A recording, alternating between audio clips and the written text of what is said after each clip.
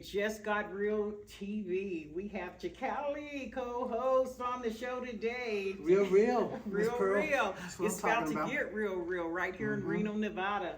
And we're going to be talking about our youth this evening. So, Chicali, I'm going to give you the floor and let you kind of dive right into the topic. And, you know, because we are really struggling right now with our youth and all kinds of areas. So, You know, the whole topic youth, the conversation youth, is very dramatic, but also a serious one, right? Because we're talking about young lives, children, kids that unfortunately have to pay the price for knowing very little, and we have to hold them accountable when no one's there teaching them. Unfortunately for us, kids are dying, our mothers are crying, and the ones that are getting the short end of the stick are children, but more so black and brown. right. And so incarceration is a problem. Right. And of course, you know, people who break the law get arrested. There's supposed to be a due process. Right. And when it comes to our children, our people alone, they don't have to be children. But since the topic is youth, a lot of them are ignorant and don't know the process. Unfortunately, don't get the presentation they need. And as a result of that, not only do they end up behind bars under the age of 18, but unfortunately, depending on the crime, they end up behind prison. See, when you're a young adult or a youth, you go to juvenile hall. Yeah. But if you get charged for a particular crime, say you're in a gang, or you get stereotyped to be in a gang, and for whatever reason, you go to court and they justify the fact that you are. In a state like Nevada, they justify the fact that you are an adult. They sentence you as an adult. Now you're behind bars. You're behind prison. You're no longer in juvenile Right. hall. You're no longer in the juvenile jail. So that becomes a huge problem, right? And so statistically, when I was working for the nonprofit gang, Guiding a New Generation, where I was hired and brought in as a consultant to work with the police department, with the FBI and organizations like that, it was interesting because, you know, those numbers of youth that get incarcerated are really high. We're talking 1,900, 2,000 a year. Now we're talking youth anywhere from the ages of 18 and under. Yeah.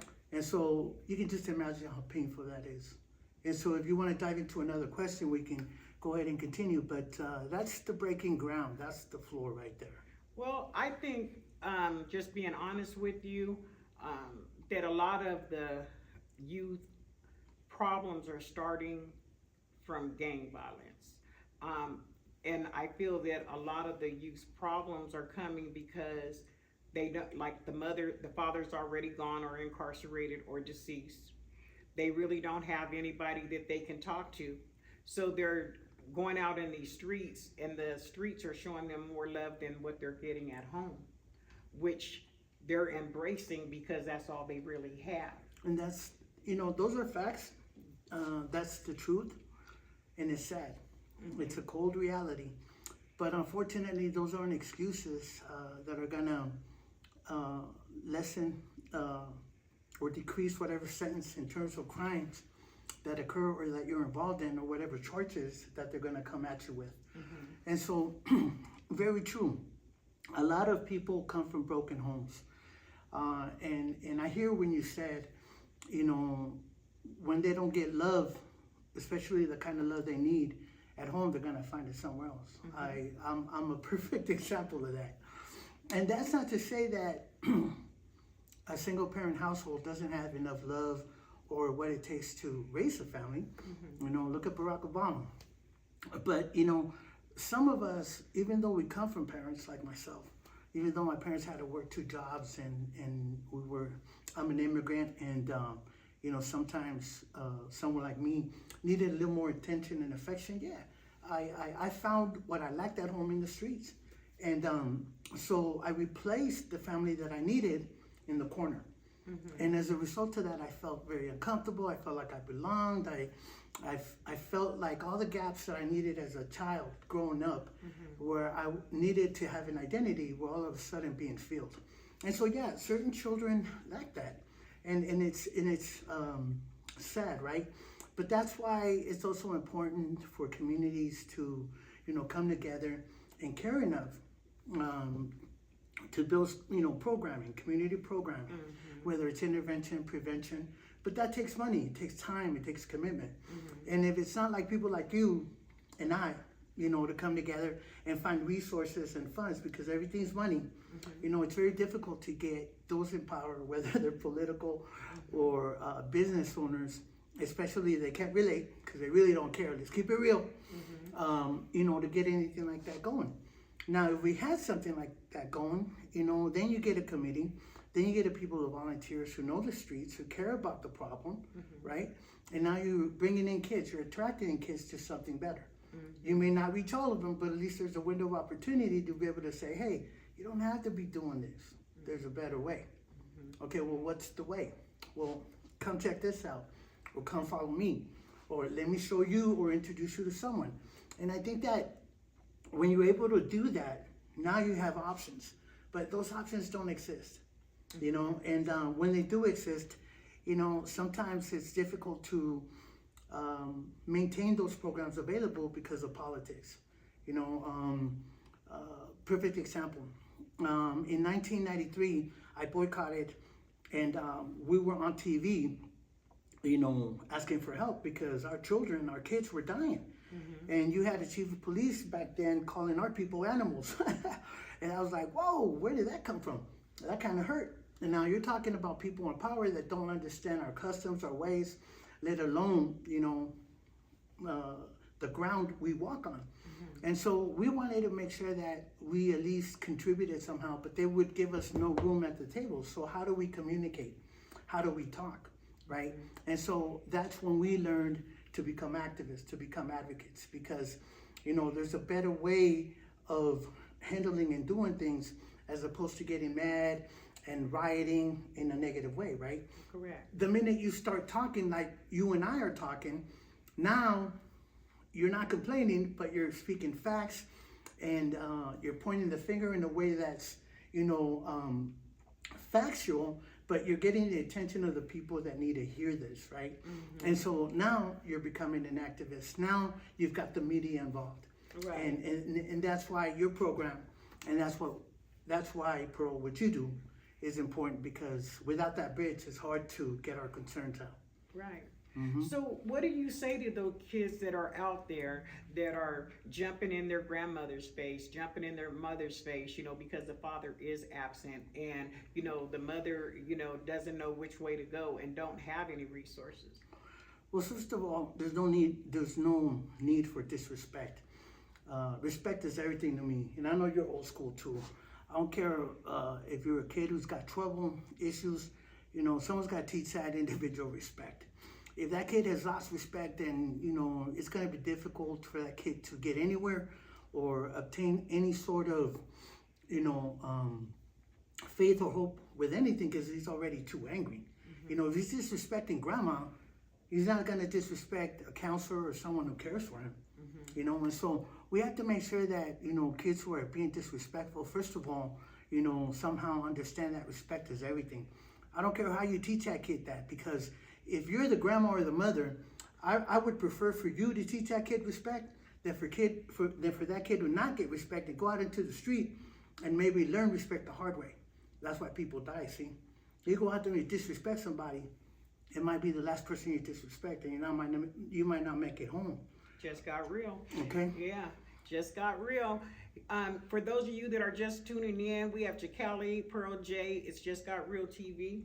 And we want to go into more details about the youth and how they're being affected right now. And we're going to touch a little bit basis on how drugs are hitting our youth. Lord. And especially fentanyl and all these other hardcore drugs that are out there. We have great concerns about what's going on, and we need to come together, as a community and get a better handle on how things are being handled. And kids are dying. I mean, at very, very young ages, because they're indulging in areas of life they ain't never touched before. They didn't know if you get a little bit of fentanyl on your finger, you could die immediately. They didn't know that first pill was going to be their last pill. They're out there experiencing, and the parents are struggling so hard these days because the rent is so high. They trying to keep a car, they're trying to keep food on the table, so they're not there like they want to be. Every day, where you could just kick your feet up on the table and just watch TV and take care of your kids. These days you can't. Everybody in the house needs to be working, even the 2-year-old. I'm just joking. Even the 2-year-old almost need a job these days, just to to bring balance within your household. Fact. You know what I'm saying? So we want to talk about that today. We'd like to hear you guys' input. Please hit the like button, leave comments, and address the issues.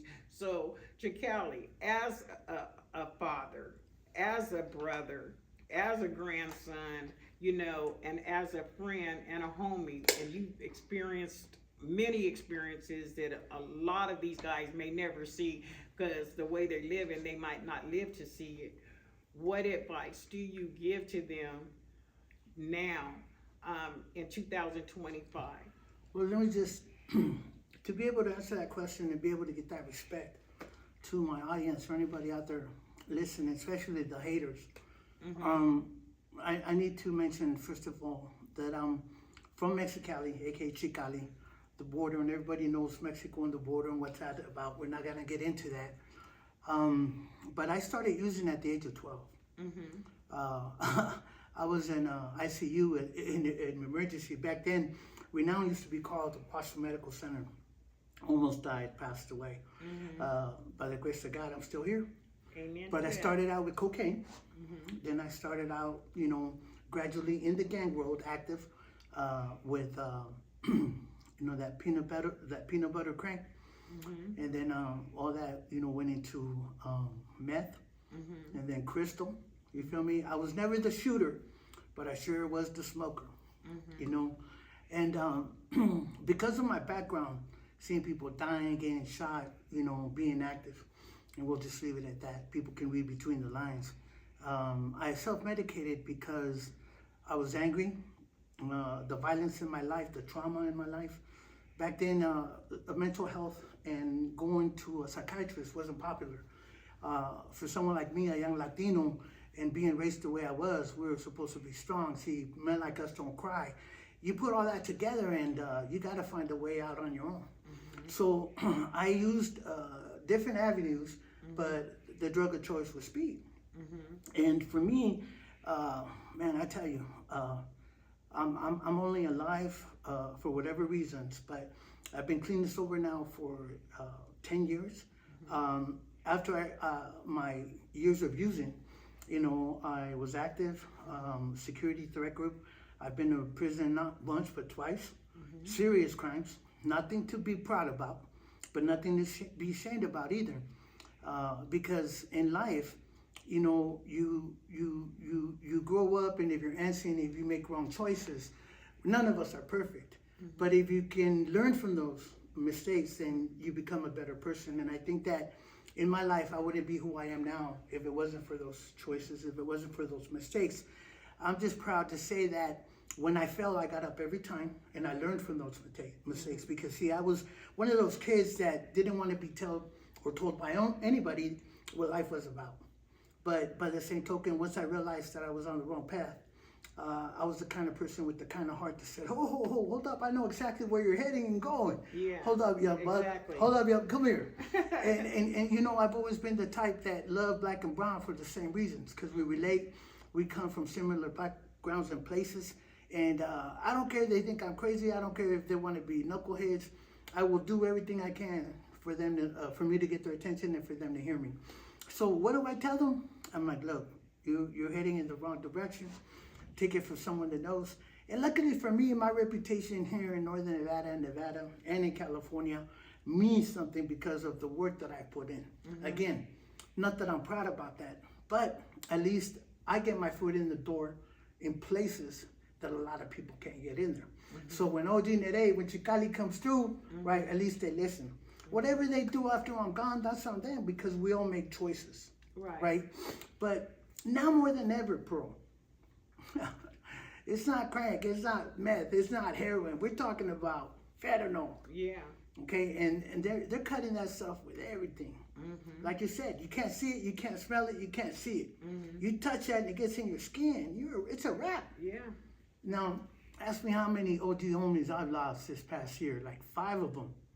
All in California, but I've got my kids, my children who are 35, 33, and 30, who I've lost 7 friends, who I've known, who I've seen growing up, and it just breaks my heart because they're dropping like flies. Yeah, absolutely. And it's out there in the streets, and it's everywhere. And so anybody out there who's at a party, hanging out, want to get that little bump, filming, just because you're going at the club and you want to have a good time, That might be your last bump. you know, you're only one hit away from dying.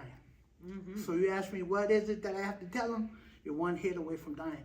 It's not like how it was when we were growing up, and it was tough then. But now, see, there's no guarantees. Yeah. You know, I actually had a friend myself that went out to a party, was invited by a close friend, was invited to a party, and someone laced a joint that he was smoking, and he almost passed, but he didn't, but he's paralyzed from his waist down behind the drug. He has a speech impairment. He can't talk. He's stuttering. He's going through so much right now. He's very, very dear to me. He's like a brother. And I've had about 20 people here just in Reno, Nevada that have came to me that has showed me, pictures and photos of, of their child that they have lost, that was celebrating their birthday and took, a fentanyl pill and actually cost them their last birthday. Well, I can tell you this about the 775. When I was growing up, it was 702. But Reno, despite the fact that it's grown so much, Reno has never been a joke. Reno is 24/7. You feel me? It's day and night. And this was the real deal, from the 1940s up, way before Vegas. And it's got that live it up energy, attitude, and everybody wants to be a gangster here. And I'm not mad at you, do your thing, but things aren't like what they used to be. And so being black, being brown, I know you guys feel what I'm saying, but there are other ways. If you really want to make it in life and you don't want to do it, the way I've done it now, which is through school, because it's not for everybody, be very smart on the choices you make, because every choice has a consequence.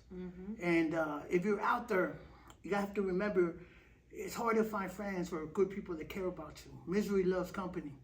And if you don't have, and I say this because I was the worst, man, I was tough. But I also was the kind of victim and weak individual who cared a lot about what people thought, bro. And I was always peer pressure. See, I didn't want to be weak. I didn't want to be the punk. So I was bullied in a sense because what people thought about me mattered. Who cares? Yeah, exactly. Who cares? and that, that's the truth. You shouldn't be caring about what other people think. You should be caring about what you think and making the right choices, not only in friends, in your education, and getting a job and having a future, be surrounded by your family, around loved ones. Because these days, I don't even know if there's friendship in the streets no more, because these people in the street will turn on you faster than... That's true. And not everybody's street savvy now. If you're like me, you can read and smell and see a skunk coming from a mile away. Yeah. Now, I've got about 200 fights in the streets, and at 54 years old, I can still get down. I don't know about you, but if you have that, good for you. But not everybody has that, you see. Or not everybody has what it takes to maybe break the law, whether you did it or not. The minute they arrest you and they take you into that room and say, oh, you didn't do it? Well, who did? You see, once you say you didn't do it and they say who did, that's called, now you're cooperating. You're called a snitch. So if you don't want to talk, because you know that if you do, it's gonna come and bite you in the butt. You're gonna have to do that time. And a lot of you do things and want to be who you're not until it's too late to recall it and say, damn, I wish I would have never done this. But by then it's too late, see? Because what if you're in a car and before you know it, you're in a situation like when I first caught my first case, my real big case, which was murder and conspiracy to commit murder. I'm over there trying to get down, and my little homeboy in the back rolls down the window, bop, bop, bop, bop, shoots the foot in the head, and everybody blamed me because I was the one who used to get down, and I was the hated one. So when I was in the interviewing room with the detectives, I was the actual shooter, and I wasn't. Can you imagine what I was feeling? You're going to life. I can imagine because I never shot anybody, but or been with anybody that shot anybody. But I could imagine being in that type of predicament. You as a youngster, that could be pretty devastating. 17 years old, and now that's what I'm saying though. You're out there as a youth. You got to make good choices. You're mad at the world. You think you're something you're not. You're mad at your parents. You're not listening, and then you get caught up in something real. What are you going to do now? And that's not including, where you're going to get the $35,000, $80,000 for a good attorney to represent your case. Because a public pretender isn't going to do it for you. You're going to become one of the statistics that we just talked about. Under 18, going to prison. And let me tell you, let me just say this. Try as an adult. 38% and up of youth under 18 who go to prison commit suicide. They don't make it. And I'll just leave it at that because you can read between the lines as to why that is. Yeah, of course, because it's overwhelming. I mean, not to mention, in some cases, I just feel like some of our youth get caught up in different situations that, that could have really been avoided, but they got caught up in it. But that's not really them. You see what I'm saying? Like one day we're just out kicking it at the park and you go, come on over here with me. And then some stuff pop off and I'm with you and I'm caught up in it because now I'm with you. Beautiful scenario. And I'm trying to protect you because you got 5 guys trying to kill you. So I'm trying to protect you. And now I'm part of something that I didn't know nothing about. I'm all in the middle, in the Kool-Aid. You know what I'm saying? Beautiful with scenario. No sugar, so. Beautiful scenario. It's like, growing up on Montello Street out here in Northeast Reno, walking with 2 of my homeboys and being a jock. And they were active, but just because they saw me with them, now I've got all the other sets on me because they saw me with them, and I'm not even a member of that, but because they saw me with them, now I'm enemy number 1. And what I guess these kids don't understand too is that when you make a choice and you want to be a part of something, yeah, you may have out of 30, maybe 2 that'll have your back, and that's still to be seen. Maybe. Yeah. Because my mom used to always tell me, you'll always recognize your real friends when you go to jail or when you're sick. But the consequences of all that, it's just not worth it. I would have died for my set, and I almost did. I would have done time for my set, and I did. And you don't know how many times I sat there in that jail crying, yelling, mad, in the hole, 3 years in the hole. And we'll get into that another day, wishing I would have made a better choice. No one wants that for you, especially if you're a child and you don't have what it takes to be able to overcome that darkness. When you say you wish you would have made a better choice, I mean, do you think that was your breaking point, your turning point to never go back to that lifestyle again? Well, yes, because again, you learn. And you don't go out there and, of course, burn the bridges or bite the hand that feeds you because you got to be diplomatic, right? Street politics is very important. Respect is very important. You got to do things right. But besides having all that time to myself and thinking and realizing that I spent 12 years of my life on nothing because that's what I gave up in terms of the wrong choices that I made. My better way was, coming back out and figuring out how not to participate in that no more, knowing that once you're in, there's no out, which is another thing that a lot of these kids don't think.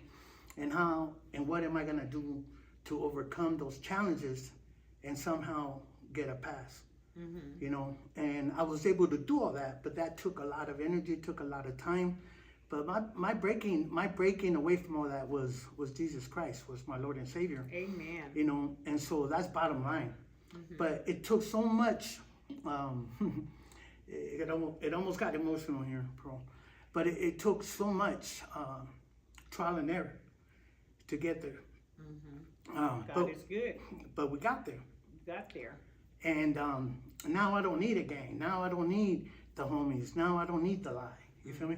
Because I know whose I am and who's with me. But it took a lot of strength. It took a lot of courage. And I want to be able to do something with all that. Right, and you are. And you're letting everybody know it. But you know, I also want to know, do you feel incarceration helps you or hurt you? Well, I understand the concept of it. It's like being punished. You know, I had a dad who was a warden, but he was a nice one. He used to always tell me and give me an option. Son, do you want me to nail you down?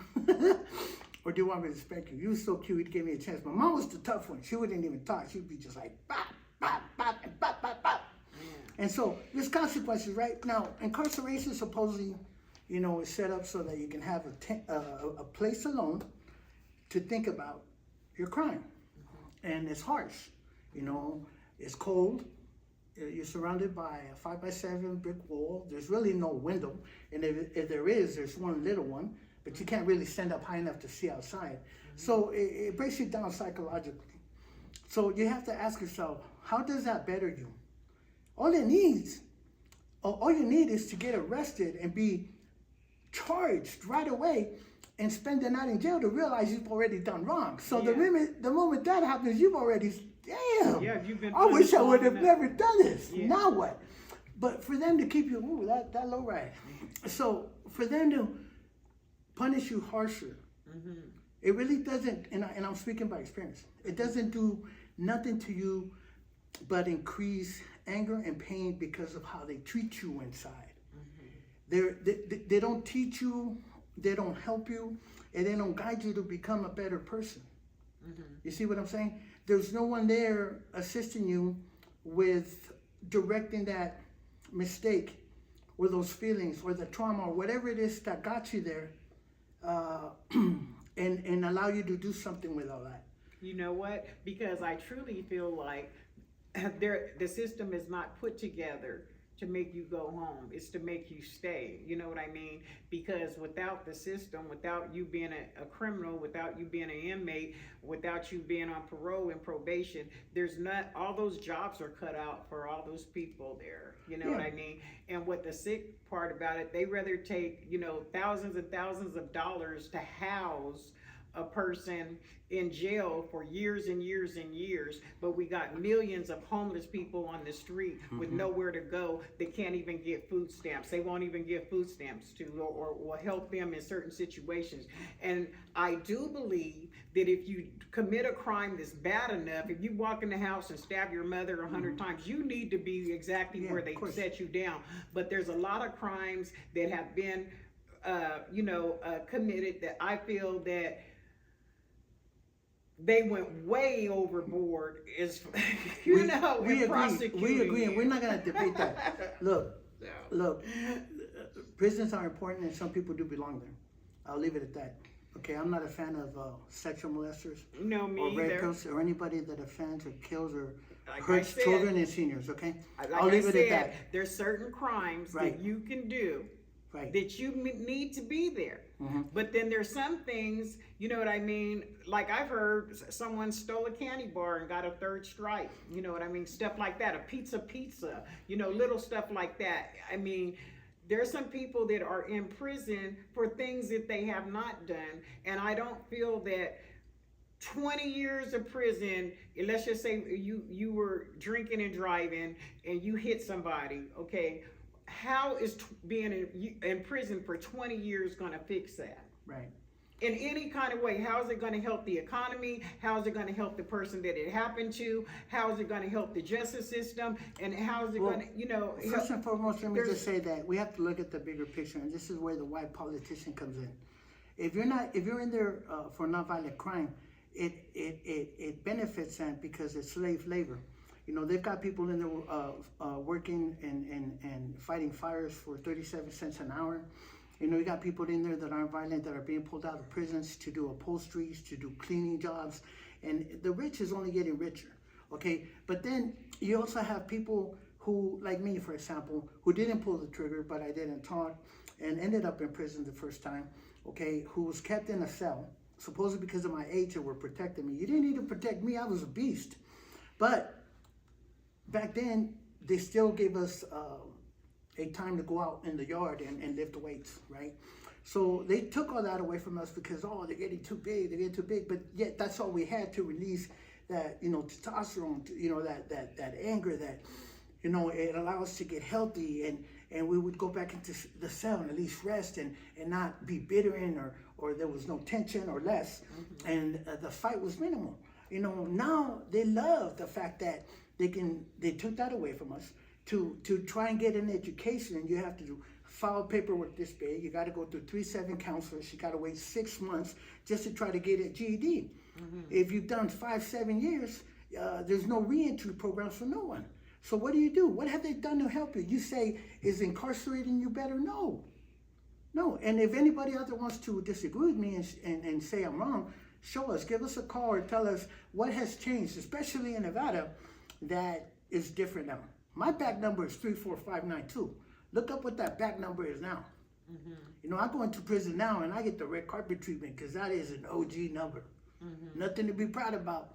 But in respects to what I know and what the difference is and what they do here, keeping it real. You know, I do know that you're laying it out real, and because I actually know certain individuals that have been incarcerated that are telling me that they're trying to participate in the different programs. It's very hard to get their attention to, and then some of them have even participated in the programs and was promised certain things that was never delivered. You know what I mean? That if you do this, this is what's going to happen on down the line for you. And so they're trying to do all the good stuff and hope that this is going to help them, you know what I'm saying, in the future. And it just has not happened. Unless you're a child molester or you're a snitch, because they have more rights than we do. You are doing time in Nevada on what is called controlled movement, which means you are not out of your cell unless you have to go to a doctor's office or you can get clearance and get approved to go to school. Other than that, the yards are empty. And so it's very difficult to overcome or work on yourself when you're just in that 5x7 cell. Yeah, so I'm asking the youth out there, that is tuned in and listening, is it worth, hitting somebody with a bat or, stabbing somebody with a knife or running somebody over with a car or stealing their car or anything like that? Is it really worth that, for you to be in an enclosed area with no windows, on a hard bench, which metal bench is what's been described to me, in a very thin mattress and blanket, for 10 to 15 to 20 years. And not only that, Pearl, out here I love you, and I've always loved black and brown, because when I was in prison, I was the only inmate that I remember that brought black and brown together. And that wasn't easy to do, but look it up. I'm the only one. From Vegas to Reno, and it was live. It was good stuff, and I've always been me. I've always been, the real me. I had black brothers when I was in prison that I saw that I grew up with that wouldn't want to talk to me because they saw me in the yard. And I was like, what? That was cold. But I was, okay, burn that bridge. I didn't make a scene. But when that brother got involved in some crap and needed me, and I could have just snapped my finger or helped him, I let it go. And his own people got him. Karma. But that's not why I'm saying this. The reason why I bring this up is because out here I love Pearl, okay? My son-in-law is black. But when I go in there, I can want this and I can want that, but I don't call the shots. It's a different world. Black over there, the wood pile over here, and you're on your own, really. Yeah, and don't want to you don't want to throw a piece of wood in a wood pile if you don't belong over there, because it might cost you your life. So, what I'm gathering from what he's sharing with us today is, it's segregated, by colors. You know what I mean? And so, I mean, no matter what you think, you are and what you mix with or whatever, once you in there, keep it real. you gotta keep Say it. Say it. And if you're black and Mexican or black and white, what you gonna choose? Because if you're a half-breed, your problems begin the minute you walked in the door. Because the first thing they're gonna ask you is your paperwork.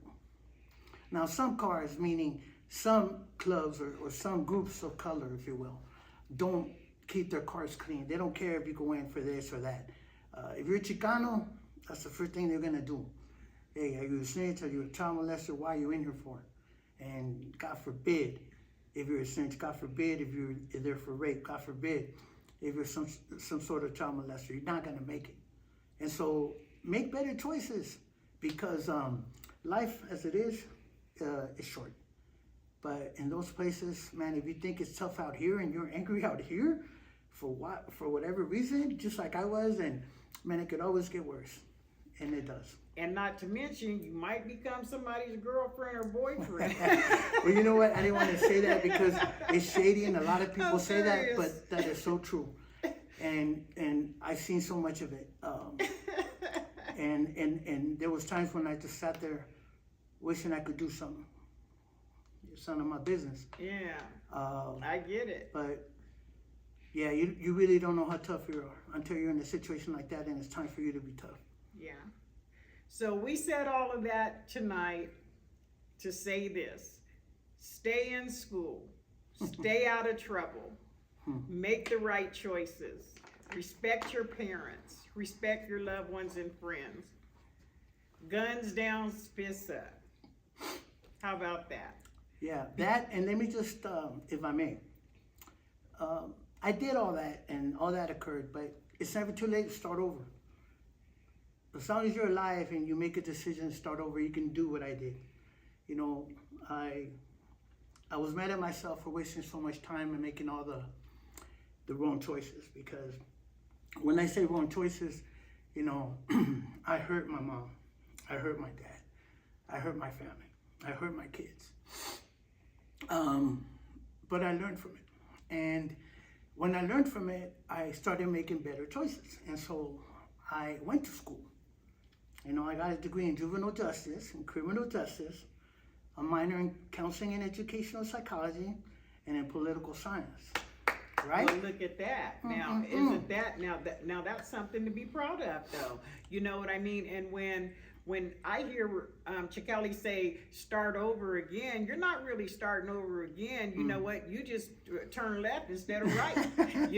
That's all, and keeping it moving. And sometimes you have to say, oh, there they go. Woo. You know what I'm saying? Because it's the crowd you can get caught up in, just the type of people, hey, we just gonna be there for a minute, and that minute can be the worst minute of your life.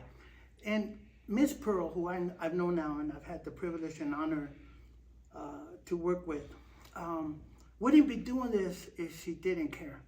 Now, again, it's not just like being Christians and saying, come to the pulpit and accept Christ. We're saying, come over, make better choices. If you're tired of being tired, give us a chance. And if you need help, we'll point you in the right direction, but we can't choose who you are because we don't know you. But if you're out there and are tired of being tired, call Miss Pearl. Miss Pearl can call me. And that's a start. Yeah. We can go from there. We're not going to judge you. Trust me.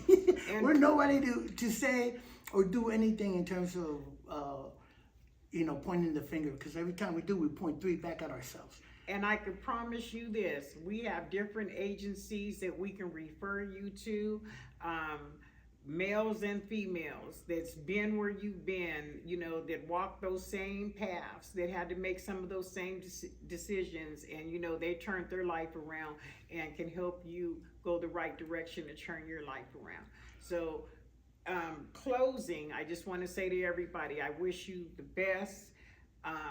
Please think twice, even think 3 times harder if you have to in some situations, but keep yourself out of the system. Keep yourself out of the dope line. You know what I'm saying? There's so much to live for and better choices that you can make. Si se puede. Everything's possible. It's just a matter of you making that decision. All right. Thank you for having us in your. All right. In your time. And you're tuned in to It Just Got Real TV with Pearl J and Chicali. All right.